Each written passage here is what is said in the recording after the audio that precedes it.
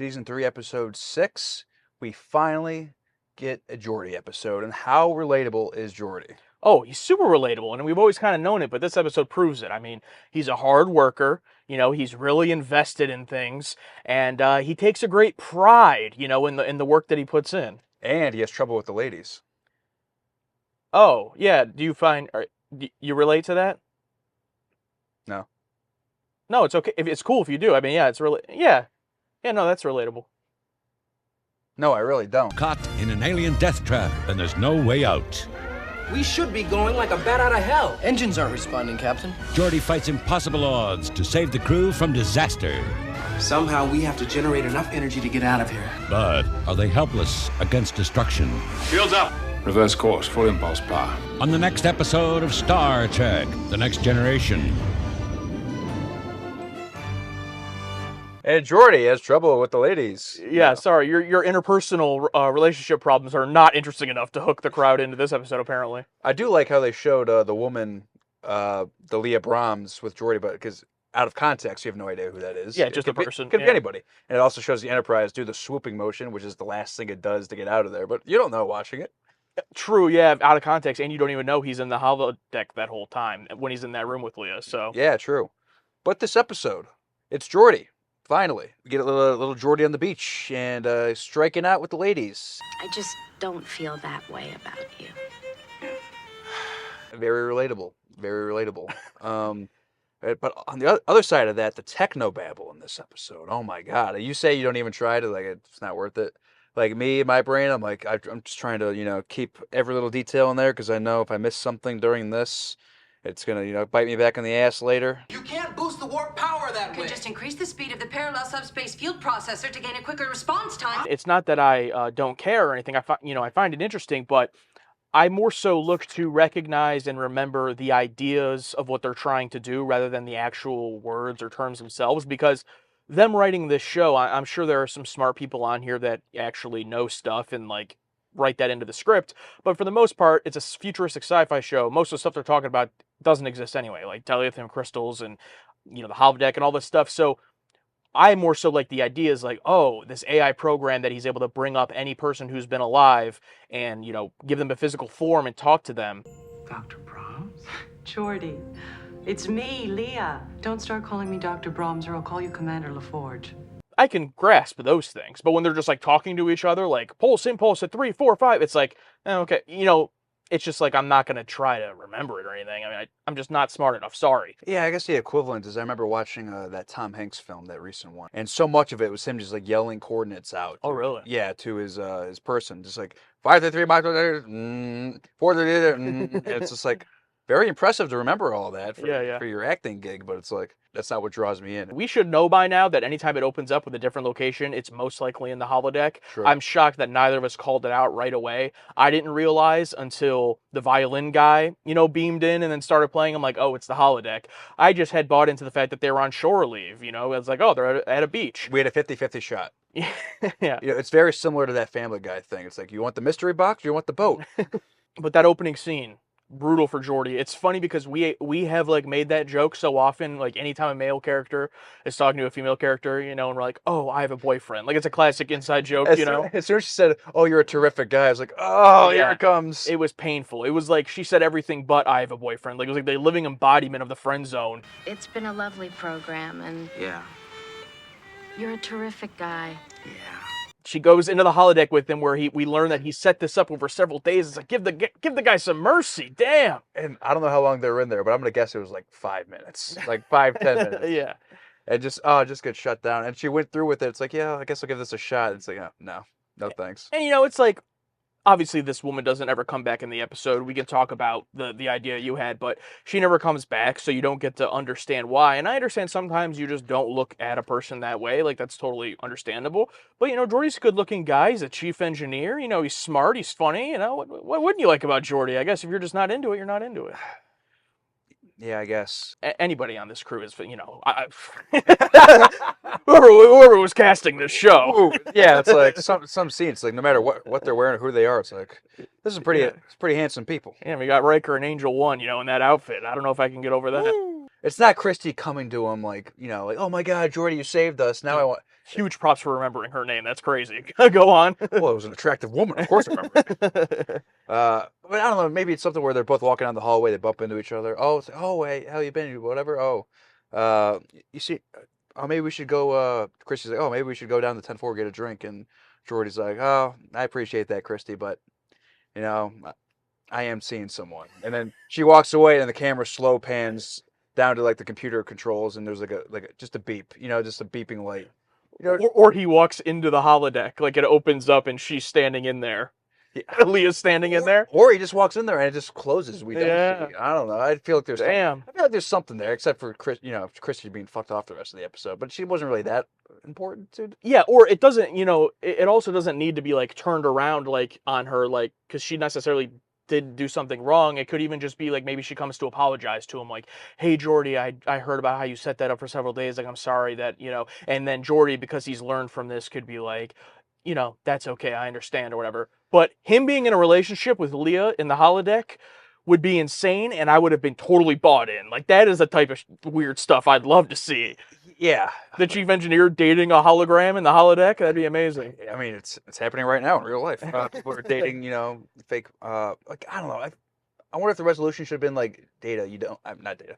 Geordi, you don't need someone. If like Leah said, you don't need me. It's all what you need is, it's right here. It's within you. We're like, he doesn't need a partner. Yeah, but I do want him to get one, though. I do want him to get one, Yeah. but I don't want him to be so hung up about to feel it. like he needs it. Like similar with Guinan's message, like it happens when you're not trying. You're doing fine with me. You're different. No, you're different. But I'm not trying now. That's my point. Yeah. So it's like, quit trying. Just do your job. Yeah, and he found the chemistry with Leah because of their similar interest in the engineering and, arguing with each other and those kind of things. What did you feel about the kind of predictability of it? Because our main story, I guess you could say, if you're not, clearly the episode didn't think that the romance was the main story because they didn't even include it in the teaser. So the main story of them being stuck in this trap, I did find interesting, and I actually liked and respected that it wasn't, an outside force of, oh, the Ferengi came in and trapped them. Like, we don't really understand. Like, we don't really get a confrontation of any kind. They just have to get out of it. But that they're going to get out of it. So it's like, to me, this wasn't one of those episodes where the stakes felt real enough for me. So I really loved the Picard moment we can talk about, but the whole thing of it in itself, I was just like, okay, I'm just more interested in the Geordi stuff. Yeah, I think that goes with any time the whole stake is everyone's going to die. Yeah. It's like it's high stakes, but it's not high stakes, if you know what I mean. Especially in this time of watching in 2024, where we know the show goes on for a little bit longer. Sure. So I do. If the stakes were just like one cast member dying, maybe or like that would have been like a higher, like, oh shit, similar to The Big Goodbye, right? Where like not an unnamed dude, but like a first time appearance dude gets shot. Like, oh, this is real. Yeah. So it's tough to get bought in there, but there have been episodes that do it well, though. For example, Q-Who, with the Borg. Do I think the Borg is going to destroy the Enterprise in that episode? No, but it still was able to like build the tension and build the how are they going to get out of this.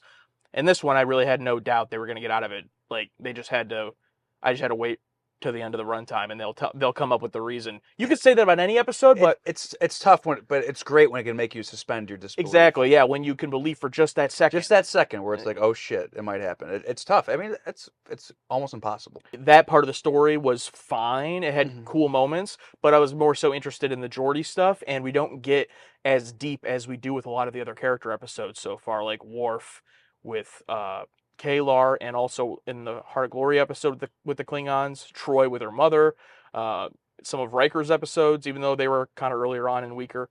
I just wish we dug it a little bit more into them, and I feel like it's, unfortunately, I could be wrong, but probably will be quite a while before we get another Geordi-focused one, so I really liked the story. I just wish it would I don't know. What do you think about it? Yeah, they threw us like a small bone. I just wish the bone was a bit bigger with a little bit more of Data. God, I keep mixing those two up. Geordi, a little bit more into his backstory. Yeah. And to like, what was it like growing up the way he is? If there's another character we can reintroduce from his past, like obviously not like a clear-cut copy of any other episode, but similar to what we got the last episode before this, where it's like there's something in his past that we can bring up. There's something that we could use. What it is, I don't know. But in terms of the A plot here, I do like the whole solution is basically, just turn it off and back on again, basically. And it does kind of work well with the writing because Picard has that scene with Riker when the room's dark. He's talking about Flying an aeroplane with only one propeller to keep you in the sky. Can you imagine that?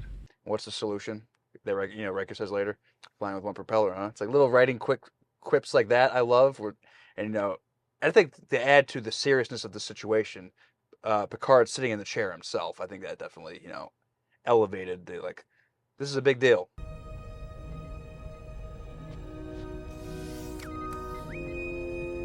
I appreciate seeing Geordi being so invested in being the chief engineer and being so good at that job. Oh yeah. Because he didn't become the chief engineer until the second season, and then last season it's not like he got a ton of focus in it. So I like seeing that because we do always say about Picard in moments with him where we're like, that's why he's the captain, that's why he's a great captain, and that's his job. So I like that there's someone else now with Geordi where I know he's really good at his job and believe that he should be the man for the job. One blast of everything we've got left for a microsecond to beat the inertia, and then we shut it all down, except for minimal life support and 2 thrusters.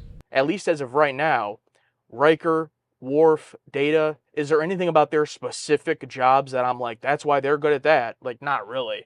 As much as I complained about not getting deep enough with Geordi, he takes up the majority of the screen time because outside of Picard, there aren't really any other characters that do anything in this episode besides talk. So Beverly shot out some facts like, hey, we have 26 minutes before. Just exposition. Yeah, just job stuff. And the good scene with Guinan. So Guinan also I'd put in there. Good scene with her. She's great for just popping in for a scene. Good for Whoopi Goldberg just doing one scene. Like, didn't come back later into the thing at all. So good for her for just doing that one. It's hard to have a bad 10 forward scene. They're all pretty great. She's into bald men. She's an evolved man, yeah. On my way! And she's like, someone took care of me. I don't know if we'll learn more about that, but that's just an interesting detail to be that self-aware of why you're attracted to a certain type of thing. Maybe because a bald man was kind to me once, when I was hurting. Took care of me. I like the little moment between Wesley and Data at the beginning and 10 forward after Geordi comes out from his date. Uh-oh. I beg your pardon, Wesley. Looked like it ended kind of early. Uh-oh. Just classic Data moment. Good writing. Great Data moment. What do you think about, maybe because Picard was in a stressful situation, but he comes in. This is a holographic simulation of one of the propulsion experts who designed the Enterprise engines, Leah Brahms. Like, no reaction. You'd think after the big goodbye and his few other holodeck, experiences and plus his fascination with building ships and bottles, that he would have at least some appreciation or some sort of, where it's like, oh, this is the person who literally built the ship I'm on, or helped to build the ship I'm on. Yeah, it didn't bother me, but it was a bit odd. There's a chance we could maneuver out of this trap if we turn the ship over to the computer. The director was new, wasn't it? Oh, a lady. I think it was her first TNG episode. I saw that she goes on to direct some more later on. Gabrielle Beaumont? Beaumont. Beaumont? Isn't that like a famous name in some type of story? The Beaumonts? It does sound very familiar. You guys don't know this? I did like the design of the other ship that they find. Oh, that shit looked great. That miniature looked awesome. And I also love that they went through the effort of putting the full makeup on that creature for just his recorded logs. Yeah, and there was like no good shots of that log. Like, especially like for the secondary one. Yeah. They showed it like for 5 more seconds. Captain of the Vermilion cruiser Clippuntley. But that guy was Albert Hull. I would say that this is one of those that I feel like there's the average, and then this is just like right above that. But I just have a feeling with how good this season is supposed to be that this one might just look average by the end of the season. Probably, yeah. But who knows? Maybe all of our patrons will absolutely love this one and be, disappointed. Who knows? Who knows? Should we find out? Alex and Josh, feel the tongue and audience. This episode is a banger. They spent a little more money on effects, and Colomini has his moment. What more can one ask for? Yes, we forgot to bring that up. The Chief having that great moment. I made ships and bottles, sir. And Riker, like, looking at him, he's like, what? I did. He's like, you ask, sir. Yeah. But he's probably telling the truth. Call him don't lie. Yeah, you guys let us know. Was Chief O'Brien telling the truth or not? I'm curious what you think. Factor Cap. On a scale from 1 to 10, how cringe and inappropriate is Geordi's relationship with hologram Leah? After all, Leah Brahms is a real person, and this is definitely an HR issue. Also, how cool is the Holodeck Beach program? Well, he took multiple days setting it up. So, he gets to do whatever he wants. Do they have an HR? Just in general? on the Enterprise. There's no one that's really been that kind of role. I mean, Troy would be like the closest, but she's never done anything like that's like. Yeah, that's a good point. But I'm sure Picard's like, well, we've eliminated the basic, human abnormalities of the past. Yeah, We yeah. don't have that issue of SA, and I'm assuming it's something like that. Even though it's like, Alex and Josh, as fans, they now stand.